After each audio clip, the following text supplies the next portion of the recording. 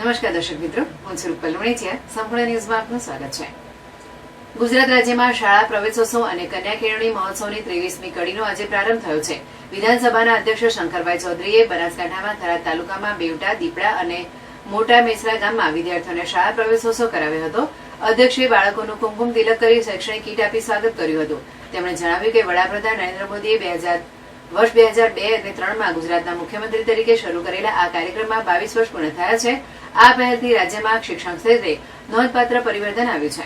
રાજ્ય સરકારની વિવિધ શૈક્ષણિક યોજનાઓથી ગરીબ પરિવારના બાળકો ઉચ્ચ શિક્ષણ મેળવી સરકારી નોકરીઓમાં જોડાયા છે. અધ્યક્ષે વાલીઓને બાળકોને મોબાઈલથી દૂર રાખી અભ્યાસ માટે પ્રેરિત કરવા અપીલ કરી હતી. બનાસકાંઠા જિલ્લામાં આ વર્ષે આંગણવાડી, બાલવાટિકા ધોરણ 1 અને 9માં 1.65 લાખથી વધુ બાળકોએ પ્રવેશ મેળવશે. 3 દિવસ સુધી ચાલનાર આ કાર્યક્રમમાં જિલ્લાના 14 તાલુકામાં રાજ્ય અને જિલ્લા કક્ષાના અધિકારીઓ, પદાધિકારીઓ અને સ્થાનિક ધારાસભ્યો જોડાયા હતા.